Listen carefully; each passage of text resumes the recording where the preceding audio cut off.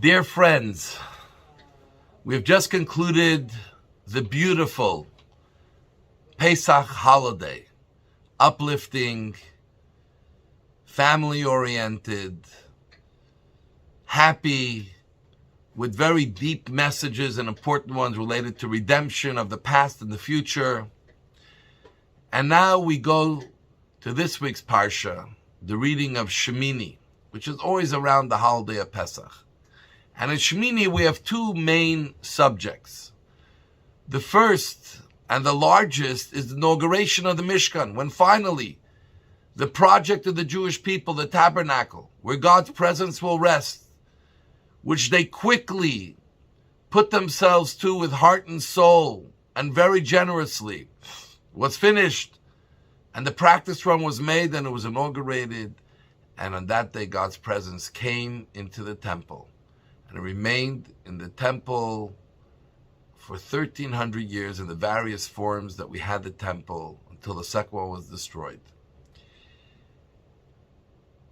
And in the same portion, we read about the laws of kosher, the foods we may eat or not, the animals, the fish, the bird we may eat or we may not eat, and all other types of insects and crawling things. Why both of them in the same portion? And perhaps here there's a very important lesson to us.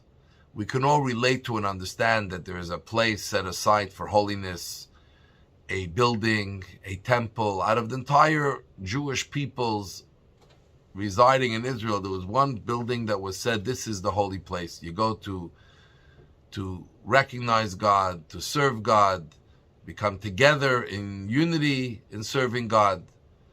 And then we go back home.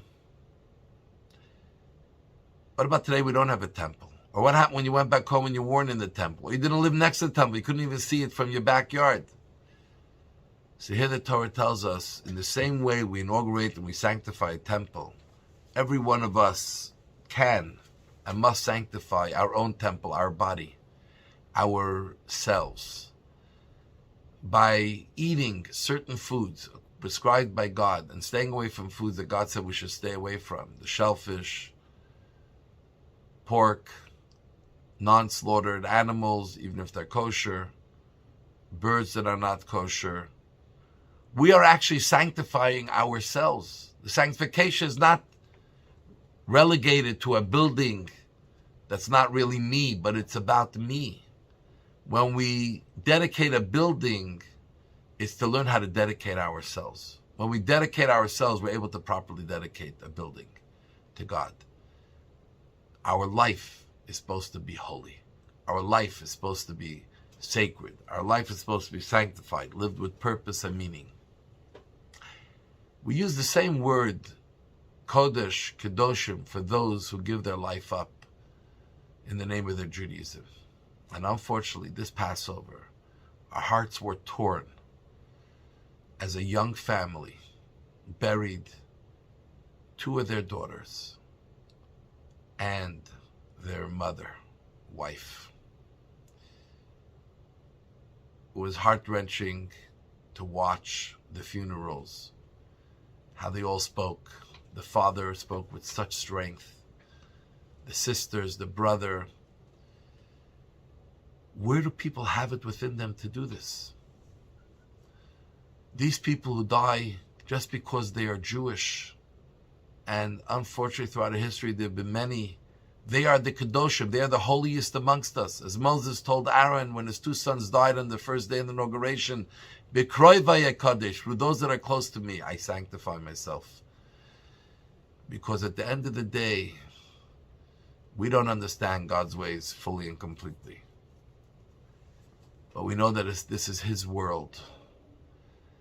And we will not stop by anything to declare our oneness with God and to let the world know that no matter how much the world tries to derail itself from the path of Torah, morality, values as espoused by Torah, not just by societies who make them up to fit their conveniences at the time, we will stay true to it, because that is ultimately what's going to prevail.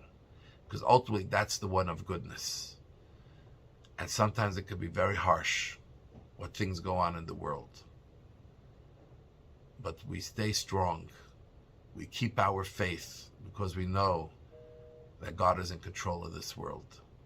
And everyone who causes evil, anyone who carries evil in their heart, anyone who acts in that evil, anyone who encourages or even sits on the sideline without clearly condemning the evil, will be dealt the consequences. And we hope people realize the difference between evil and good and stop blurring the lines. So, to be holy is in a building, it's in our home, it's in our body, it's in ourselves, and we have to make sure that the world knows it as well.